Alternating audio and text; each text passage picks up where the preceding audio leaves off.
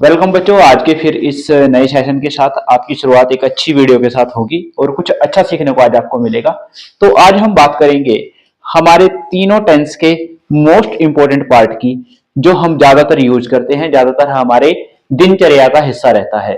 तो आज हम बात करेंगे कंटिन्यूअस सेंटेंस की। कंटिन्यूअस में हमें तीन सेंटेंस को आज कवर करना है।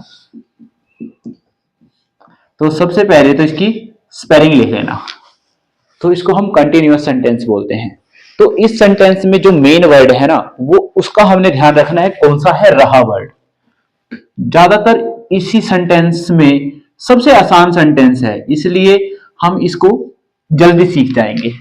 और इसमें एक और मजे की बात है कि हम हेल्पिंग वर्ब का प्रयोग भी सीख जाएंगे। तो सबसे पहले टेंस को स्टार्ट करने से पहले हम हेल्पिंग वर्ब के बारे में जानकारी ले लेते हैं कि कौन सी हेल्पिंग वर्ब कौन से टेंस की है और कौन सी हेल्पिंग वर्ब कौन से सब्जेक्ट के साथ यूज होगी। जैसा कि मैंने पहले ही वीडियो में बताया था कि जो वर्ब है ना, वो समय के अनुसार स्थिति बदलने वाले लोगों की तरह है।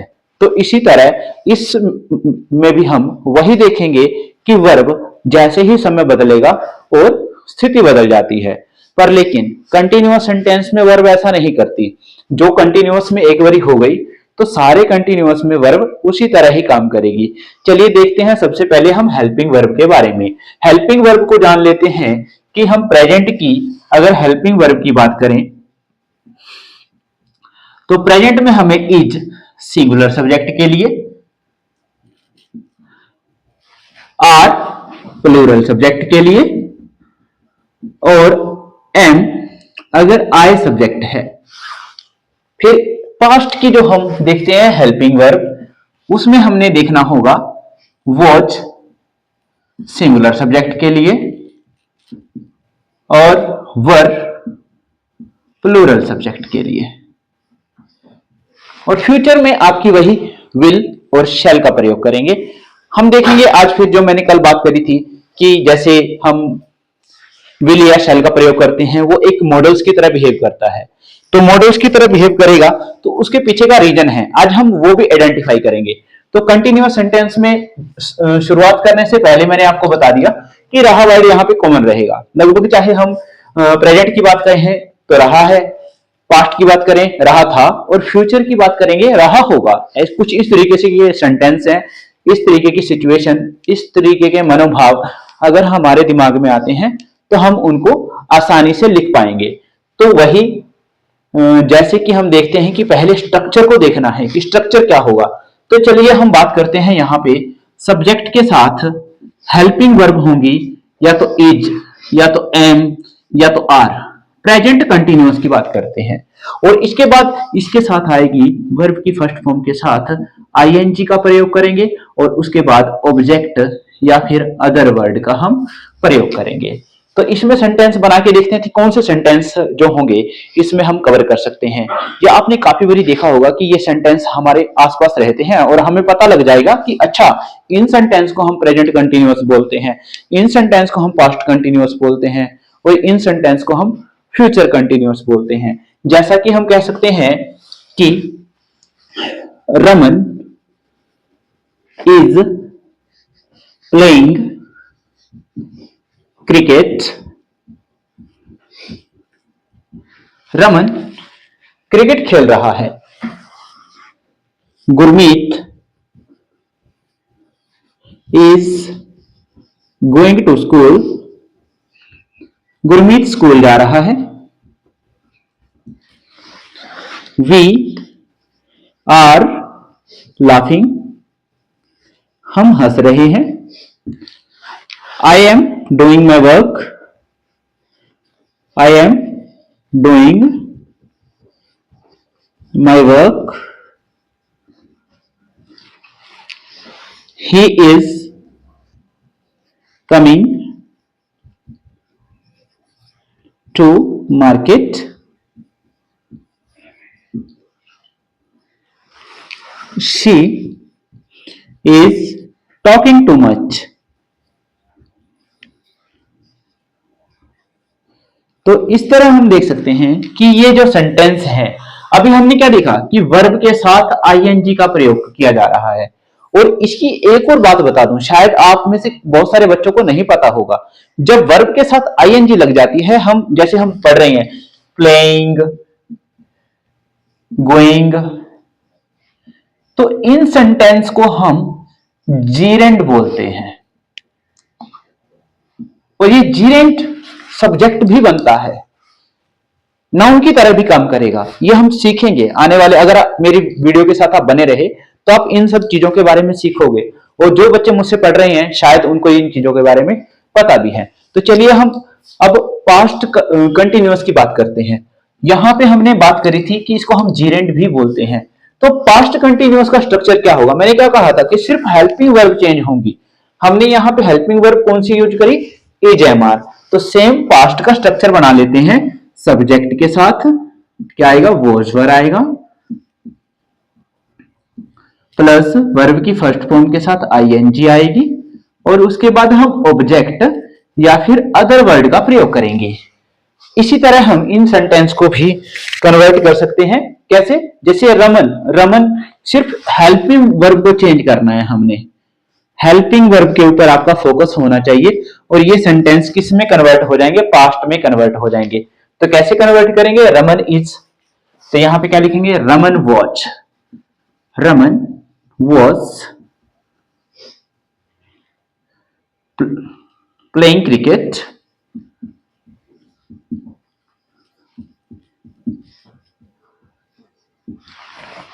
Gurmeet is going to school, Gurmeet is going to school,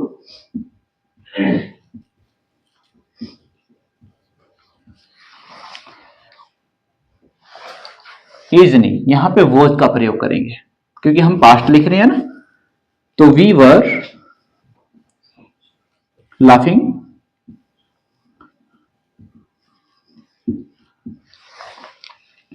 I was, अब यहां पे आई के साथ वॉज ही होगा। I was doing my work. सिर्फ एक खास सिचुएशन में आई के साथ वर आएगा, पर लेकिन वैसे जनरली हम किसका प्रयोग करेंगे? वॉज का प्रयोग करेंगे। और he was coming to market, he was coming to market, और she was talking too much, she was talking too much. तो इस तरह हमने देखा कि हम पास्ट में भी इन सेंटेंस को कन्वर्ट कर दिया। बड़ा सिंपल सा तरीका था। मैंने अभी बताया था कि वीडियो स्टार्ट करने से पहले कि सबसे आसान अगर टेंस कोई है तो वो कंटिन्यूअस है, क्योंकि यहाँ पे जो वर्ब है ना वो बदलती नहीं है, गिरगिट जैसा रंग नहीं है। यहाँ पे भी आईएनजी के साथ प्रयोग हुआ, यहाँ पे भी आईएनजी के साथ प्रयोग हुआ, और यहाँ पे अगर कोई बदल रहा है तो वो हेल्पिंग वर्ब बदल रही है। और फ्यूचर की अगर हम बात करें तो फ्यूचर का जो स्ट्रक्चर रहेगा भाई साहब, यहाँ तो इन्होंने पूरा कब्जा कर लिया है। विल बी या शैल बी का प्रयोग करेंगे। अब आप कह दोगे ना, मैंने पहली फ्यूचर वाली वीडियो में बताया था कि जब हम विल और शैल का प्रयोग करते हैं ना तो ये मॉडल्स की तरह बिहेव करते हैं।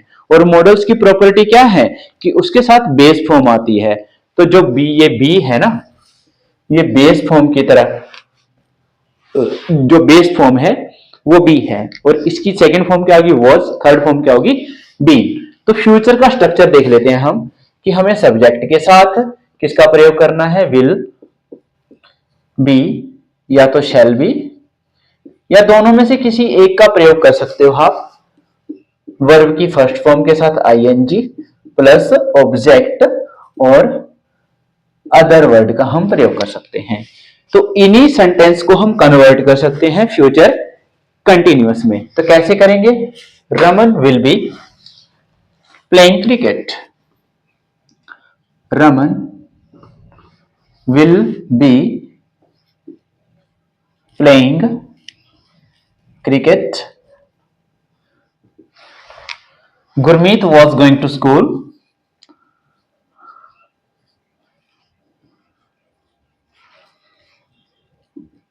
वॉज नहीं लिखेंगे, क्या लिखेंगे? विल बी, विल बी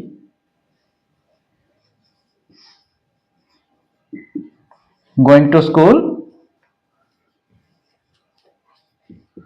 और उसके बाद देखेंगे we will be laughing.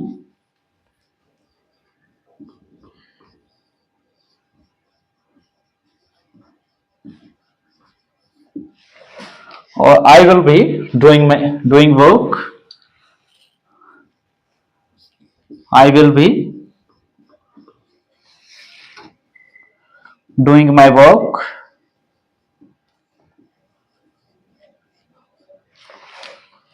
He will be coming to market.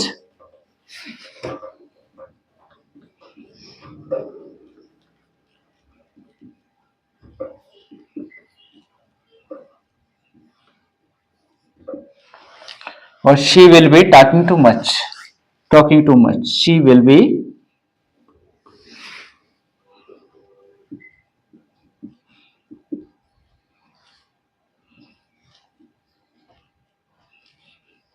तो इस तरह हम देख सकते हैं कि हमारे पास जो कॉन्टिन्यूअस सेंटेंस था या कंटिन्यूअस सेंटेंस था उसके तीन पोर्शन हमने देखे, प्रेजेंट, पास्ट और फ्यूचर। इनमें सिर्फ हमने एक चेंज देखा कि हेल्पिंग वर्ब ही चेंज हो रही है, बाकी सारा स्ट्रक्चर सेम रहेगा। चाहे मेरे को इस सेंटेंस को फ्यूचर में लिखना हो तो मैं इस तरीके से लिखूंगा, वी विल बी लाफिंग। और मुझे यहां पे थोड़ा सा डाउट लग रहा था कि हमने माई वर्क लिखना था, है ना? बिल्कुल, तो इसको थोड़ा सा करेक्ट कर लेना। तो अभी देखिए हमारे पास Raman is playing cricket, Raman was playing cricket, Raman will be playing cricket. अगर हम प्रेजेंट की बात करें, Gurmeet is going to school, Gurmeet was going to school, Gurmeet will be going to school. इस तरीके से हम कंटिन्यूअस के तीनों पोर्शन को आसानी से सीख सकते हैं। ये तीनों टेंस के कौन से पॉजिटिव सेक्शन की बात करी है हमने। अभी हमारा जो नेक्स्ट टारगेट है वो है इसका नेगेटिव पोर्शन। तो नेगेटिव पोर्शन को हम कैसे डील करेंगे, उसके लिए बड़ा मजेदार पोर्शन है कि हमें हेल्पिंग वर्ब नजर आ रही है और हेल्पिंग वर्ब के साथ ही सीधा हमें नोट का प्रयोग करना है। तो हमारा ये पूरे का पूरा स्ट्रक्चर किसमें चेंज हो जाएगा, नेगेटिव में चेंज हो जाएगा और बाकी स्ट्रक्चर सेम रहेगा। और अब मजे की बात क्या है कि हम इज नॉट या इजंट लिख सकते हैं, एम नॉट या एमंट लिख सकते हैं, आर नॉट या अरंट लिख सकते हैं, वॉज नॉट या वजंट लिख सकते हैं, वर नॉट या वरंट लिख सकते हैं और विल नॉट, उनको थोड़ा सा प्रोनाउंसिएशन ओड हो जाएगी तो वहां पे ऐसी चीजें करने की जरूरत नहीं है। तो अब हम यहाँ पे अगर इसको चेंज करें नेगेटिव में तो हम नेगेटिव पोर्शन करेंगे। तो मैंने जैसे कि हर एक सेंटेंस के नेगेटिव पोर्शन को भी हमें करना आना चाहिए, तो उसके बारे में अब हम जानकारी हासिल कर लेते हैं। तीनों टेंस के कॉन्टिन्यूअस सेंटेंस का या कॉन्टिन्यूअस पार्ट का नेगेटिव कैसे होगा उसको भी हमने देखना है। तो नेगेटिव कैसे होता है, चलिए बेटे देखते हैं। तो अभी हमने क्या कहा था, किसका प्रयोग होगा, या तो इज नॉट या फिर ये इसके इजंट के भी इक्वल होता है कुछ। अब ये मॉडर्न इंग्लिश में सबसे ज्यादा इसका ही प्रयोग किया जाता है। और आर नॉट या आरंट का लिखा जाएगा और एम नोट को एमंट लिखा जाएगा। तो इस तरीके से हम लिख सकते हैं। तो यहां पे क्या लिखेंगे, इजंट, इज नॉट या इजंट लिख सकते हैं। और सेम चीज यहां पे भी इजंट या इज नॉट, और यहां पे भी आर नॉट या आरंट या एम नॉट या एमेंट, इज नॉट या इजेंट और इज नॉट या इजेंट। और इसी तरह वॉज नॉट या वॉजंट, वॉज नॉट, अब यहां पे थोड़ी जगह की कमी है तो इसको हम दोबारा लिखते हैं, वॉज नॉट या वॉजंट गोइंग टू स्कूल। बड़ा आसान पोर्शन है क्योंकि मैंने जो मेरा पढ़ाने का तरीका है ना, मैं इसमें यही देखता हूं कि इंडेफिनाइट को मैं अलग अलग तरीके से अलग अलग वीडियो में कवर करने की कोशिश करी है, पर लेकिन कॉन्टिन्यूअस हम एक ही वीडियो में आराम से सीख सकते हैं। क्योंकि यहाँ पे जो प्रॉब्लम है ना वो बहुत कम है, यहाँ पे सारा कुछ सेम है, सिर्फ हेल्पिंग वर्ब हमें पता होनी चाहिए कि मेरी पास्ट की हेल्पिंग वर्ब कौन सी है, फ्यूचर की हेल्पिंग वर्ब कौन सी है और प्रेजेंट की हेल्पिंग वर्ब कौन सी है। तो अब यहाँ पे हमने बात करी इजंट, आर नॉट और यहाँ पे वर नॉट के साथ वरंट लिख देंगे, वॉज नॉट या वजंट, वॉजंट, और सिर्फ हल्का सा हमने नोट का ही तो प्रयोग करना है। पर लेकिन यहाँ पे थोड़ा सा इस चीज से बचना, क्योंकि यहाँ पे प्रोनाउंसिएशन बिल्कुल ओड हो जाएगी, तो आपने थोड़ा सा बचना है। स्पीकिंग में भी विल नॉट का ही प्रयोग करना, विलंट बड़ा कंफ्यूजन सा वर्ड हो जाएगा। तो पर लेकिन यहाँ पे अब बात ध्यान रखना, आप जो नोट आएगा ना वो विल और बी के बीच में आएगा, विल नॉट बी। अब ये ध्यान रखना, क्योंकि मैंने बताया था ये हेल्पिंग वर्ब के साथ ही लगना है, बेस फॉर्म के साथ नहीं लगेगा। विल नॉट बी, और यहां पे भी क्या लिखेंगे, विल नॉट बी, और यहां पे भी क्या लिखेंगे, विल नॉट बी, और यहां पे भी क्या लिखेंगे, विल नॉट बी, और यहां पे भी क्या लिखेंगे, विल नॉट। इस तरीके से हम देख सकते हैं कि हमारे पास तीन अलग अलग टाइप थी, तीन अलग अलग टेंस थे, तीनों के अलग अलग तरीके से हमने नेगेटिव पोर्शन को भी कवर करने की कोशिश करी। और सिंपल सी बात है, नेगेटिव में हमें नॉट का प्रयोग करना है, जहां पे हेल्पिंग वर्ब होगी वहां पे हम हेल्पिंग वर्ब के साथ नॉट लगा देंगे, तो नॉर्मल तरीके से उस सेंटेंस को हम नेगेटिव पॉजिटिव से नेगेटिव में कन्वर्ट कर देंगे। तो चलिए अब अगली जो टाइप है वो इंटेरोगेटिव पोर्शन है। अब कुल मिला के सब बच्चों को इस बात का कंफर्मेशन हो चुकी है कि हम नेगेटिव में कैसे कन्वर्ट करेंगे। फिर भी अगर आपको थोड़ी दिक्कत आ रही है तो इस वीडियो को थोड़ा सा पॉज करके दोबारा से बैक जाकर देख सकते हो, ताकि आपके थोड़े से ये डाउट है कि ज्यादा अच्छे तरीके से क्लियर हो जाएंगे। मुझे नहीं लगता कि अगर आप इस वीडियो को एक बारी देख के अगर आपको थोड़ा समझ नहीं आ रहा तो थोड़ा सा रिपीट करके देखने में कोई हर्ज नहीं है, क्योंकि जो नेचर है ना उसने एक हमें हैबिट दी है, हम आंखों के साथ ही देखते हैं, बार बार देखते हैं, सांस भी लेते हैं तो बार बार ही लेते हैं, खाना खाते हैं तो बार बार ही खाते हैं। तो अगर हमें कोई भी चीज अपने पास रखनी है तो नेचर ने हमें सिखाया है कि अगर मेरे को अपनी बॉडी को जिंदा रखना है तो मेरे को बार बार सांस लेनी पड़ेगी, खाना पड़ेगा, बोलना पड़ेगा, चलना फिरना पड़ेगा। और हम एक ही काम को बार बार करने की आदत बना ले तो उस काम में परिपक्व हो जाते हैं, अच्छे हो जाते हैं। तो चलिए अब हम इंटेरोगेटिव की बात करेंगे।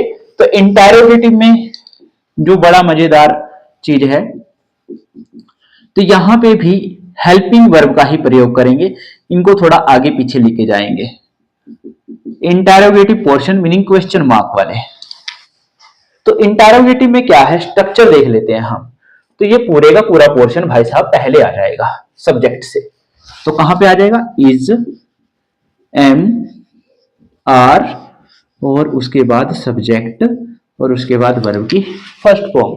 सेम चीज पास्ट में करेंगे, तो ये हेल्पिंग वर्ब से पहले वर प्लस सब्जेक्ट, और इस तरीके से हम, और यहां पे भी विल हम पहले लिखेंगे, बी को सब्जेक्ट के बाद ही रखेंगे। तो क्या लिखेंगे, विल, सब्जेक्ट और बी। इस तरीके से हम यहाँ पे इंटेरोगेटिव में जाने की कोशिश करेंगे। तो सबसे आसान टेंस है मेरे जो आइडिया के अनुसार लग रहा है कि बिल्कुल आसान टेंस है, जिसको हम जल्दी सीख सकते हैं। कॉमन वर्ड है, रहा है, प्रेजेंट में रहा था, फ्यूचर पास्ट में, और रहा होगा फ्यूचर में। तो अभी हम इंटेरोगेटिव में लास्ट में क्वेश्चन मार्क भी लगाना है। अब मेरे को इस सेंटेंस को कन्वर्ट करना है किसमें, इंटेरोगेटिव में। तो कैसे लिखूंगा, is Raman playing cricket, is Gurmeet going to school, are we laughing, are we laughing, am I doing my work,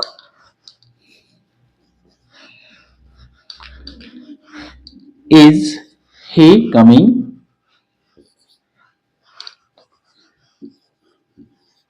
और इज शी टॉकिंग, और लास्ट में क्वेश्चन मार्क। तो बड़ा आसान तरीके से हम जो पॉजिटिव सेंटेंस को है इंटेरोगेटिव में कन्वर्ट कर सकते हैं। सिर्फ हेल्पिंग वर्ब को सब्जेक्ट से पहले रखिए। जैसा कि हमने यहाँ पे देखा, is Raman meaning helping verb subject से पहले, इज गुरमीत सब्जेक्ट से पहले, आर वी सब्जेक्ट से पहले, एम आई सब्जेक्ट से पहले, इज ही सब्जेक्ट से पहले, इज शी सब्जेक्ट से पहले। बाकी स्ट्रक्चर में चेंज नहीं आ रहा। इसी बात का आपको ध्यान रखना है जब आप सेंटेंस को कन्वर्ट करते हो पॉजिटिव से इंटेरोगेटिव में। तो कुल मिला के आपको इन चीजों का ध्यान रखने के बाद एक चीज तो आपको आइडिया हो गया कि हाँ, बड़ा आसान तरीके से हम इनको कन्वर्ट कर सकते हैं। तो अभी बढ़ते हैं हम पास्ट के कॉन्टिन्यूअस की तरफ। यहां पे भी हमने क्या कहा था, जो हेल्पिंग वर्ब है वो सब्जेक्ट से पहले आ जाएगी। तो कैसे लिखेंगे, वॉज रमन प्लेइंग क्रिकेट। यहां पे क्या लिखेंगे, was Gurmeet going to school. यहां पे क्या लिखेंगे, वर वी लाफिंग। यहां पे क्या लिखेंगे, वॉज आई डूइंग। यहां पे क्या लिखेंगे, वॉज शी कमिंग।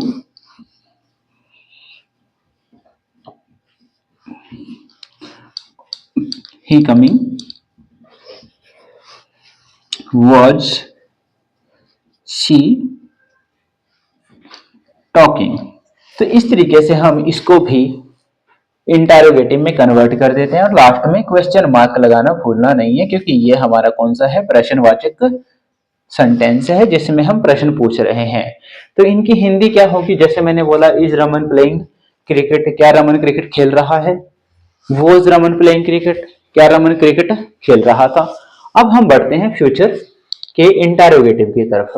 फ्यूचर के कंटिन्यूअस का इंटेरोगेटिव हमें पता है कि हमारी विल को ही हमने किधर लेके जाना है, सब्जेक्ट से पहले। तो कैसे लिखेंगे, विल रमन बी। उस तरीके से हम इसको कन्वर्ट कर सकते हैं। तो बाकी को आपने कन्वर्ट करना है, और कन्वर्ट करके आप इस वीडियो के कमेंट सेक्शन में अपने आंसर जरूर लिखना, किसके, फ्यूचर के, क्योंकि बिल्कुल आसान है। इसमें मैंने अभी आपको बता दिया कि विल ही, जैसे एक और चेंज कर लेते हैं आपकी कंफर्मेशन के लिए। तो हम क्या करेंगे, विल गुरमीत। ध्यान रखना, अब यहाँ पे हमने नोट नहीं लगाना है, नोट को हटा के ही करना है, क्योंकि हम पॉजिटिव से इंटेरोगेटिव बना रहे हैं, तो नोट का काम नहीं रहेगा। तो इन चार के आंसर आपने वीडियो के कमेंट सेक्शन में करने हैं। तो उम्मीद करता हूँ वीडियो आपको बहुत अच्छी लगी होगी, और वीडियो को लाइक और शेयर करना न भूलें। अपने दोस्तों को इस चैनल की जानकारी दें, ताकि वो भी अपने टेंस की जो प्रॉब्लम्स हैं उनको सॉल्व कर सकें और अच्छे मार्क्स हासिल कर सकें इंग्लिश के रिटन एग्जाम में और स्पीकिंग कोर्स में भी। तो मिलते हैं अगली वीडियो में, तब तक के लिए बने रहें हमारे चैनल के साथ।